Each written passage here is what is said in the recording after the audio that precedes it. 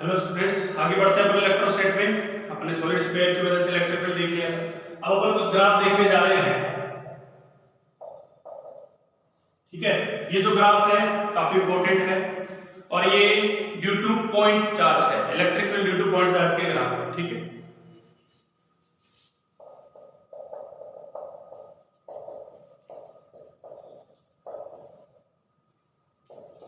देखो किस तरह के ग्राफ पूछे जाते हैं। सीधा ग्राफ पे आता हूं। ये क्यू चार्ज है और यहां पे कोई क्यू चार्ज रखा गया है। ठीक है, आपको इस तरह से लाइन खींचनी पड़ेगी। ये वाई एक्सिस होगी, ये एक्स एक्सिस होगी। ठीक है, आपको ग्राफ बना के बताना है। ये कहा गया है ये डायरेक्शन पॉजिटिव है और ये डायरेक्शन पॉजिटिव, तो इसका मतलब बाकी बच गई नेगेटिव। ठीक, दोबारा सुन ले। ये पॉजिटिव क्यू चार्ज है और ये भी पॉजिटिव क्यू चार्ज है। आपको ग्राफ बना के दिखाना है ये डायरेक्शन पॉजिटिव और ये डायरेक्शन। सेट ढंग से समझने की कोशिश करें। हमें ये पता है कि पॉइंट चार्ज की वजह से electric field 1/r² rectangular hyperbola जैसा होता है। ठीक, तो अगर मुझे इलेक्ट्रिक फील्ड बनाना है, ग्राफ बनाना है, तो समझे ऐसे के लिए क्या करना होता है कि ये हमारा पॉइंट चार्ज क्यू है। इस क्यू के जस्ट इधर एक चार्ज मान लो 1 कूलम, क्योंकि इलेक्ट्रिक फील्ड हम कैसे निकालते हैं। तो ये यहाँ पे कोई क्यू चार्ज है, यहाँ पे इलेक्ट्रिक फील्ड निकालना है तो पॉजिटिव चार्ज की वजह से इधर, अगर यहाँ पे पॉजिटिव चार्ज तो क्या करेगा, धक्का देगा। अगर ये नेगेटिव होता तो अट्रैक्ट करेगा। ऐसे होता है। अगर पॉजिटिव चार्ज की वजह से किसी पॉइंट पे इलेक्ट्रिक फील्ड देखना है तो रिपल्सन वाला, नेगेटिव की वजह से अट्रैक्शन वाला। तो ये क्यू चार्ज है, इसके जस्ट पास में देखें, एकदम जस्ट पास में, r टेंडिंग टू 0, एकदम जस्ट पास में देखें तो बताइए ग्राफ कैसा आएगा। तो किसकी चलेगी, इसकी वजह से इलेक्ट्रिक फील्ड, ये डिस्टेंस 0 है तो इनफाइनाइट होगा, इसकी वजह से कुछ होगा, लेकिन चलेगी किसकी, इसकी, क्योंकि इनफाइनाइट इलेक्ट्रिक फील्ड है तो इसकी वजह से इलेक्ट्रिक फील्ड। अगर ये पॉइंट मैंने इधर माना तो इसकी वजह से धक्का लगेगा इधर और चलेगी किसकी, इसकी, क्योंकि इसकी वजह से इलेक्ट्रिक फील्ड इनफाइनाइट आ रहा है। अरे इधर जस्ट इधर इस चार्ज के जस्ट इधर पॉइंट होगा तो धक्का इधर लगेगा ना। तो कौन सी डायरेक्शन है, पॉजिटिव, तो ग्राफ यहां से शुरू होगा पॉजिटिव से। अगर इसके इधर रखें तो इसको धक्का किधर लगेगा, इधर। ये डायरेक्शन कौन सी है, नेगेटिव, इसका मतलब नेगेटिव डायरेक्शन से ग्राफ शुरू होगा। दोनों को मिला दो। दोबारा सुन ले, ये ग्राफ बनाने के लिए क्या करना होता है, पॉइंट मान लो एक, पहले पॉइंट को इधर माना तो इस पे किधर धक्का लगेगा, इधर। अगर ये पॉइंट इधर माना तो इसकी वजह से लगेगा धक्का इधर। ये डायरेक्शन नेगेटिव, यहां से ग्राफ शुरू होगा, और ये डायरेक्शन पॉजिटिव, यहां से ग्राफ शुरू होगा, दोनों को मिला। ठीक, अब बात करते हैं इधर की तरफ। इधर की तरफ अगर पॉइंट होगा तो इसकी तरफ धक्का लगेगा, इधर की तरफ ये डायरेक्शन कौन सी है, नेगेटिव, तो नेगेटिव से शुरू होगा। अगर इधर की तरफ पॉइंट है, अगर पॉइंट इधर की तरफ तो ये धक्का किधर लगेगा, इधर, ये डायरेक्शन कौन सी है, पॉजिटिव। तो ये हमारा ग्राफ निकल के आएगा। समझ इससे, ये हमारा क्या निकल के आएगा, ग्राफ निकल के आएगा। देखो सेकंड से समझ आई चीज, दोबारा सुन ले, एक बार और समझा दे रहा हूं।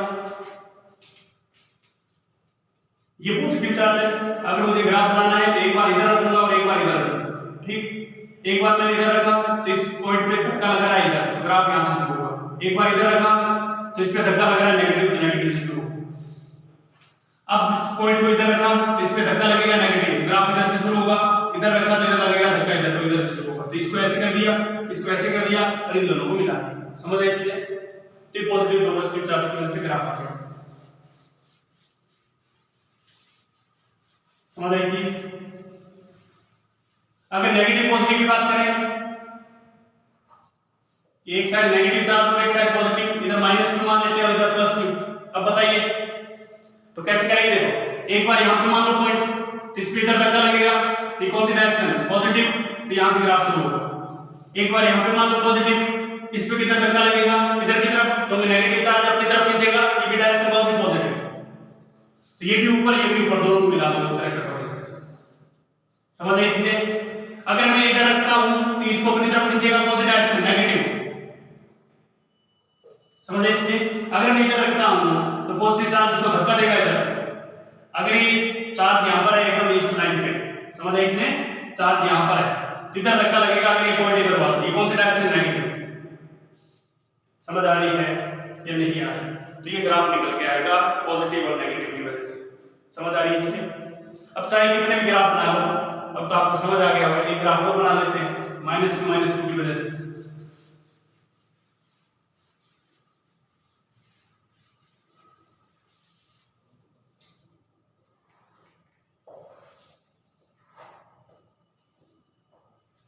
बताइए कैसे आएगा। एक बार पॉइंट को यहां रखेंगे तो माइनस क्यू अपनी तरफ खींचेगा, ये कौन सी डायरेक्शन नेगेटिव। एक बार पॉइंट को यहां रखेंगे तो ये अपनी तरफ खींचेगा, ये कौन सी डायरेक्शन पॉजिटिव। समझ आए इससे। एक बार इधर रखा तो ये अपनी तरफ खींचेगा, कौन सी डायरेक्शन पॉजिटिव। एक बार यहां पे रखेंगे तो किधर खींचेगा, नेगेटिव। आगे ग्राफ समझ आ रही है इससे। तो इस तरह से ग्राफ बनाने होते हैं। आई होप आपको क्लियर हुए होंगे। समझ आए इससे। इससे ज्यादा मैं कुछ नहीं बताता हूं, अब आपकी प्रैक्टिस ही आपको सिखा सकती है। समझ आए इससे। तो क्लासेस ऑफलाइन होगी तो आप दोबारा मुझसे पूछ सकते हैं। तब तक के लिए तो मुझे क्या पता किसको समझ आया किसको नहीं। आई होप सबको समझ आया होगा, इतना टफ चीज भी नहीं है, आसान चैप्टर है इलेक्ट्रोस्टैटिक। ठीक, तो ये ग्राफ की बात है। इसके बाद लिखिए properties of electric field lines.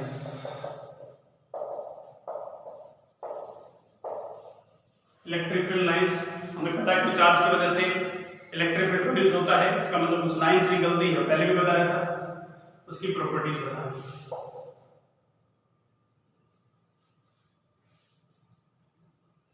Electric field lines are imaginary lines. ठीक है, due to positive charge, due to positive charge, electric field lines move away from the charge, and due to negative charge, electric field lines coming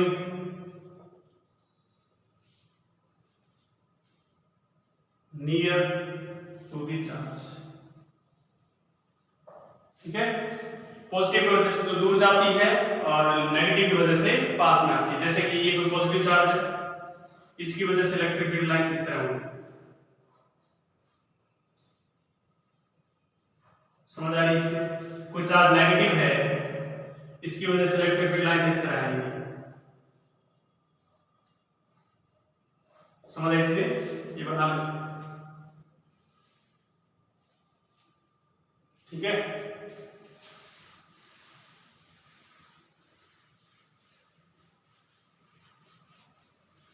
अगर दो positive charge इस तरह पास में रखे हों,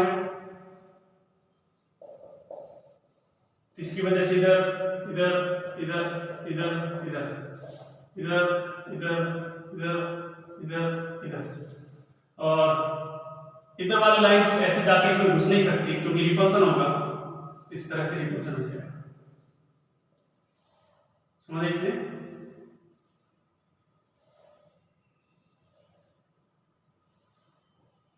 क्योंकि पॉजिटिव पॉजिटिव में क्या होता है, रिपल्सन होता है, तो पॉजिटिव पॉजिटिव की वजह से इस तरह से। समझ इस चीज का ध्यान रखें। और एक साइड पॉजिटिव हुआ, एक साइड नेगेटिव हुआ,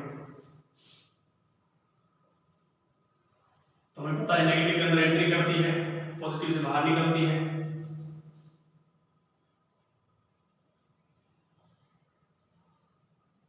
इस तरह से इधर से अंदर आती हुई दिखाई देगी और इधर से बाहर जाती हुई दिखाई देगी। समझ आए इसे। लिख लें इस चीज को।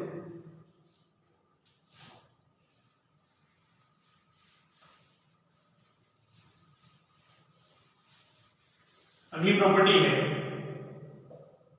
Electric field lines don't make a close loop. Electric field lines ऐसे नहीं है कि इस तरह से आ रही हो और इस तरह से कंप्लीट हो, ये गलत है। ये कभी भी क्लोज लूप नहीं बनाती। अब आपको दिख रहा होगा कि अभी सर क्या था, आपने क्लोज लूप भी बनाया था। ये क्लोज लूप नहीं हुई, यहां से निकली और यहाँ पे गायब हो गई। क्लोज लूप का मतलब होता है यहां से घूम के वापस आती है। समझ आए? ये सही है बट ये गलत है। क्लोज लूप का मतलब होता है जहां से चली वापस घूम के वहीं पे आ जाए। समझ आए? तो क्लोज लूप नहीं बनाती है electric field lines don't make a close loop. इस चीज का ध्यान रखना। ठीक, पॉजिटिव चार्ज से दूर जाती है, they don't intersect to each other.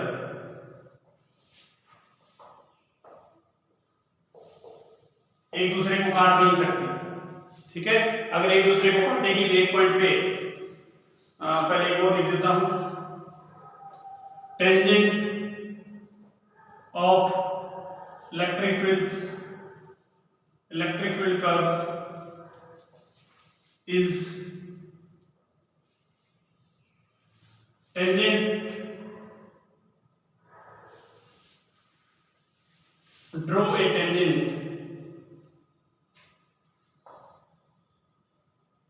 on electric field curve is given direction of electric field, ठीक।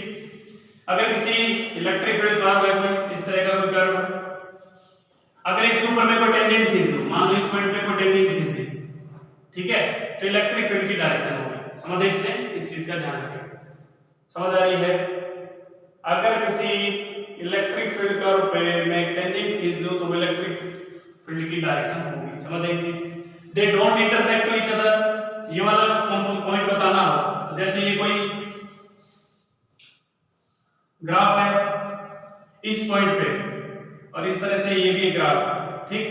तो इस पॉइंट पे इलेक्ट्रिक फील्ड की डायरेक्शन किधर होगी भैया, इधर की तरफ, और इस पॉइंट पे इलेक्ट्रिक फील्ड की डायरेक्शन किधर होगी, इधर की तरफ। इसका मतलब एक पॉइंट पे दो इलेक्ट्रिक फील्ड डायरेक्शन आ गई जब दोनों ने एक दूसरे को काटा।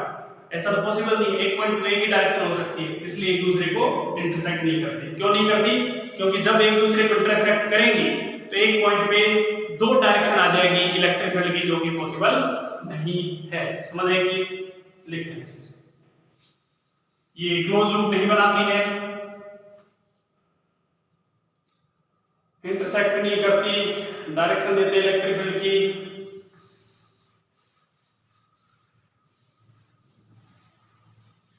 उसके बाद अगर इस तरह से लाइंस दी गई हैं जिनका सेपरेशन कांस्टेंट है तो इलेक्ट्रिक फील्ड कांस्टेंट होगा।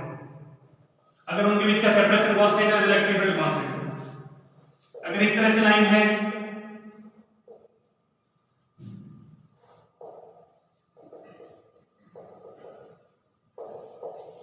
तो इलेक्ट्रिक फील्ड वेरिएबल होगा, ठीक।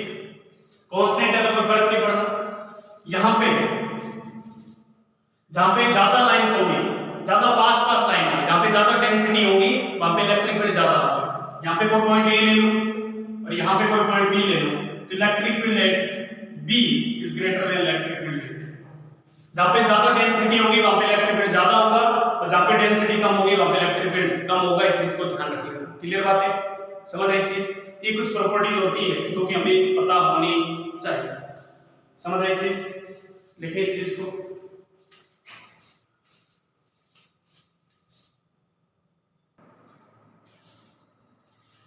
यानी इसको अपन लिख सकते हैं magnitude of electric field is directly proportional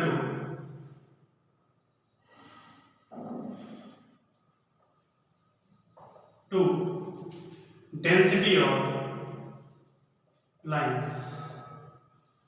जितनी ज्यादा डेंसिटी होगी उतने ज्यादा इलेक्ट्रिक फील्ड होगा। क्लियर बात है, इस प्रॉपर्टी को आप लिखना है इसके नीचे।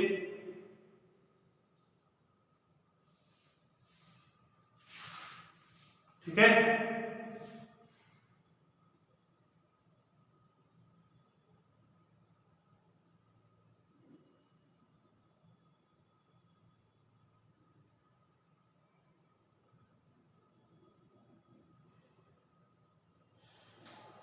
उसके बाद एक प्रॉपर्टी और होती है जो कि आगे जाके समझ आएगी, अभी नहीं समझ आएगी, लिख देता हूं मैं। जो भी याद भी होनी जो भी प्रॉपर्टी है, electric field lines always perpendicular to the conducting surface. ठीक है, जो कंडक्टिंग सरफेस कोई कंडक्टर है, जैसे मान लो कोई कंडक्टर है, यहां से ये कोई पॉजिटिवली चार्ज है तो इलेक्ट्रिक फील्ड लाइंस हमेशा इसके परपेंडिकुलर रहेंगी। समझ रही चीजें कैसी रहेंगी, परपेंडिकुलर रहेंगी। इस चीज का ध्यान रखना है।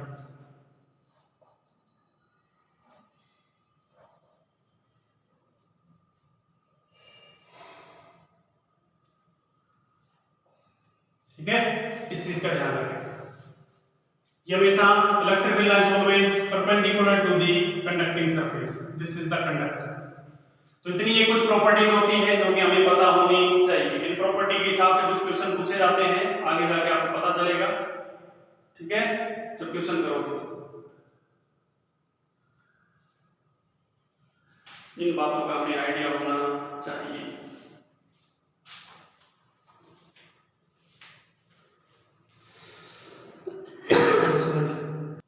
मैं आपको कुछ एग्जांपल दिखाता हूं जिससे आपको भी आइडिया है। जैसे अगर आपको इस तरह का क्वेश्चन दे रखा है,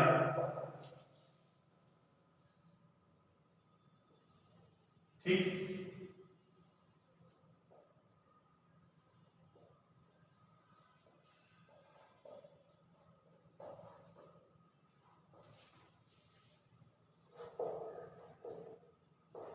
ठीक है। सबसे ये कोई ए है, ये बी है, ये कोई चार्ज ए है, ये कोई चार्ज बी है। फर्स्ट आपको बताना है magnitude of charge A is greater than magnitude of charge B. या सीधा सीधा मैं ऑप्शन नहीं लिख रहा, पहले तो ये बताओ किसका मैग्नीट्यूड ज्यादा होगा, या उससे पहले ये बताओ कि नेचर कैसी होगी, नेचर ऑफ ए कैसी है। क्वेश्चन अपने फॉर्मेट में लिख देना, find the nature of charge A and charge B. ठीक, ए की नेचर बताओ, बी की नेचर बताओ। तो मैं बताने जा रहा हूं, ए से तो देखो इलेक्ट्रिक फील्ड लाइंस कहां निकल रही है, बाहर की तरफ।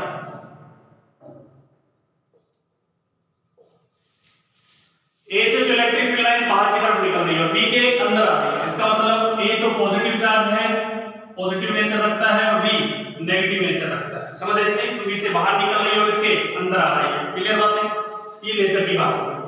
दूसरी बात, मैग्नीट्यूड किसका बड़ा है, ए का बड़ा है कि बी का, तो अपन नंबर ऑफ लाइन गिनेंगे। मैग्नीट्यूड ऑफ चार्ज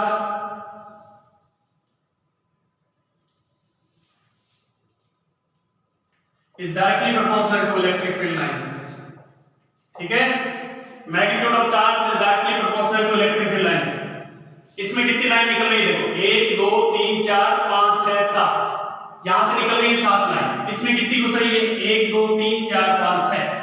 तो ए का जो चार्ज है वो बड़ा है बी के चार्ज, मैग्नीट्यूड वाइज। समझ रहे इससे, मैग्नीट्यूड वाइज क्या है, बड़ा है। और ये भी पूछा जा सकता है कितना रेशियो होगा, तो QA upon QB equal to 6/7, 7/6।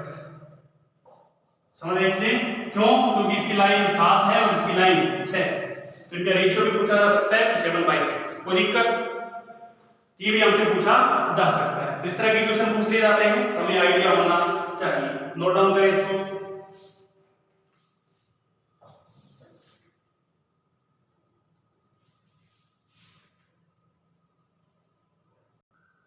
एक और क्वेश्चन देख लेते हैं। इस पे आसान आसान क्वेश्चन पूछे जाते हैं, लेकिन आइडिया होना चाहिए। ठीक है, अगला क्वेश्चन ये है कि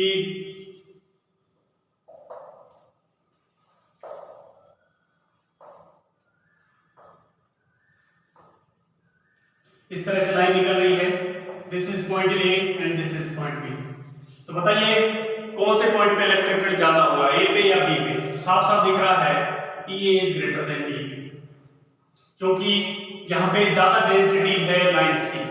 तो मैंने बताया था number of density of lines is directly proportional to magnitude of electric field. समझ रहे इससे, यहाँ पे अगर ज्यादा डेंसिटी है तो इलेक्ट्रिक फील्ड भी यहाँ पे क्या होगा, ज्यादा होगा। समझ रही चीजें, इन चीजों का हमें आइडिया होना चाहिए, तभी अपन क्वेश्चन कर पाएंगे।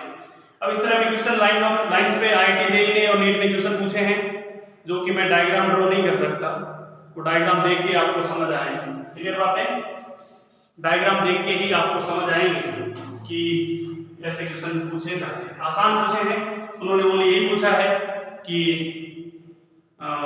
डायग्राम ड्रॉ करके बताएं कौन सा सही है और कौन सा गलत है, मतलब ऑप्शन दे के बताना है। जैसे कि एक ऐसा क्वेश्चन पूछा गया था कि कंडक्टर है, ये कंडक्टिंग सॉलिड स्फीयर है, ठीक, तो तो कंडक्टर के अंदर क्या होता है, इलेक्ट्रिक फील्ड जीरो होता है। चलो अपन बात कर लेते हैं होलो स्फीयर। किसकी बात कर रहे हैं, होलो स्फीयर। तो होलो स्फीयर के अंदर क्या होता है, अंदर इलेक्ट्रिक फील्ड क्या होता है, जीरो, और बाहर इलेक्ट्रिक फील्ड फैला होता है। तो इस तरह से फील्ड लाइंस में मिलनी चाहिए, समझ रहे इसे, क्योंकि अंदर इलेक्ट्रिक फील्ड जीरो है तो अंदर कोई भी लाइन नहीं होगी, ओनली बाहर की तरफ होगी। होलो स्फीयर की वजह से इलेक्ट्रिक फील्ड इस तरह जाएगा। सॉलिड स्फीयर के अंदर से भी बाहर अंदर भी होगी, समझ रहे इसे। तो इस तरह से डायग्राम बना के पूछ सकते हैं किसमें नहीं होगी, क्योंकि अंदर इलेक्ट्रिक फील्ड जीरो है तो इलेक्ट्रिक फील्ड लाइंस बनेगी नहीं, समझ रहे इसे। तो ये सारी प्रॉपर्टीज थी, ये सारी हमने बात करी इलेक्ट्रिक फील्ड की। किसकी बात करी, इलेक्ट्रिक फील्ड की। तो electric field due two point charge पढ़ा सबसे पहले, उसके बाद रिंग पढ़ा, डिस्क पढ़ा, वायर पढ़ा, फिर सीट पढ़ा, और उसके बाद स्फीयर के बारे में जाना। इन चीजों के बारे में हमें आइडिया होना चाहिए, सारे इलेक्ट्रिक फील्ड याद होने चाहिए। एक क्वेश्चन काफी स्टैंडर्ड है, ये मैं करवा भी चुका हूं सर्कुलर मोशन के अंदर, फिर करवा रहा हूं। ये क्वेश्चन पूछा जाता है, फोर्स का क्वेश्चन है, इलेक्ट्रिक फील्ड से कोई लेना देना नहीं, लेकिन क्वेश्चन आना चाहिए। ये कोई रिंग है जिसकी लीनियर चार्ज डेंसिटी लैम्डा है, और इसके सेंटर पे कोई चार्ज क्यों रखा गया है, सेंटर पे क्या रखा गया है, कोई चार्ज क्यों रखा गया है, लैम्डा यूनिफॉर्मली डिस्ट्रीब्यूटेड, समझ रहे इसे। तो आपको बताना है, हमें पता है कि इस पे जो फोर्स लगेगा चार्ज पे, इस पॉजिटिव चार्ज की वजह से इधर इधर इधर इधर, तो चारों तरफ से क्या हो जाएगा, कैंसिल आउट। तो net force on Q, first तो नेट फोर्स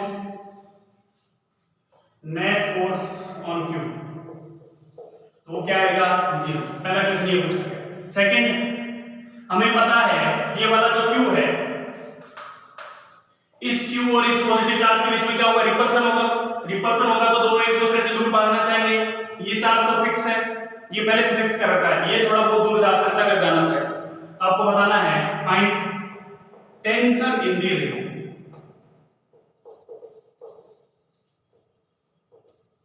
रिंग के अंदर आपको टेंशन निकाल के बतानी है, समझ इसे, बताइए टेंशन बताइए। टेंशन कैसे आएगी, क्योंकि हमें पता है कि पॉजिटिव पॉजिटिव में रिपल्सन होगा तो इस तरह से तन जाएगा, दूर भागने की कोशिश करेंगे लेकिन दूर भाग नहीं पाएंगे, इसलिए इसमें क्या क्रिएट हो जाएगा, टेंशन क्रिएट हो जाएगा।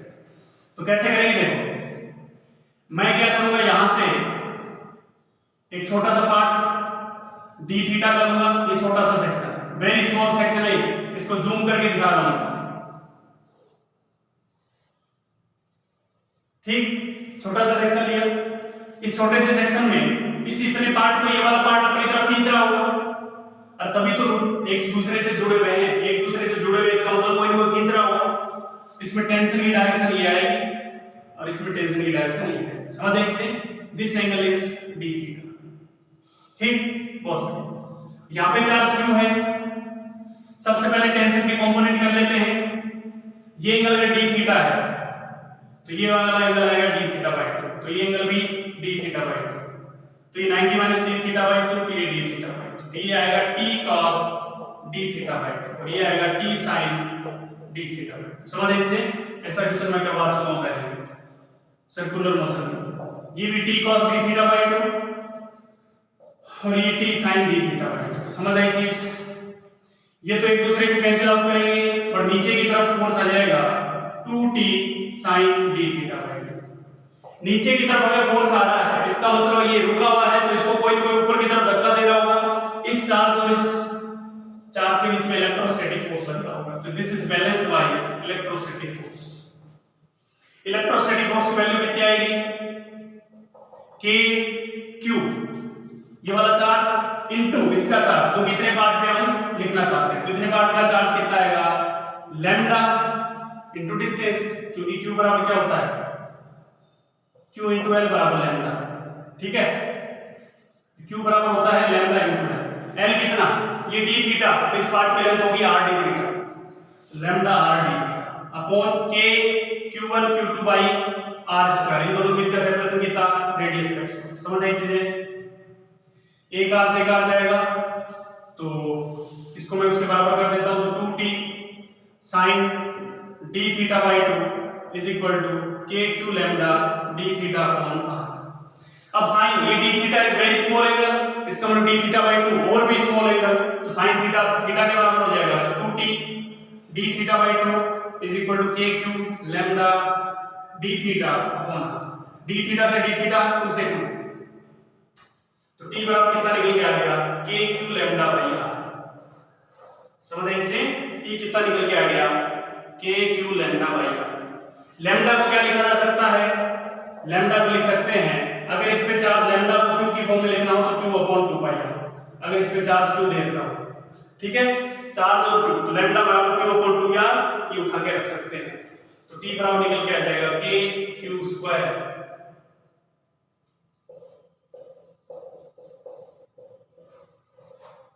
समझ इससे, ये टेंशन निकल के आ जाएगा। भैया यहाँ पे चार्ज क्यू मान लो, स्मॉल क्यू मान लो, कोई बड़ी बात नहीं, स्मॉल क्यू हो जाएगा, तो ये क्यू क्यू हो जाएगा, कोई बड़ी बात नहीं, ये टेंशन निकल के आ जाएगी। इस तरह का क्वेश्चन मैं करवा चुका हूँ सर्कुलर मोशन, समझ इससे, और ये इरोडो का प्रॉब्लम है, ध्यान रखना है, काफी बढ़िया क्वेश्चन है, नोट डाउन करें, ठीक है। आज की क्लास में इतना लेते हैं, अगली क्लास से हम पोटेंशियल शुरू करेंगे। अब तक जो सारी कहानी थी इलेक्ट्रिक फील्ड और फोर्सेस की कंप्लीट करी, अगली कहानी शुरू होगी पोटेंशियल, फिर मिलेंगे।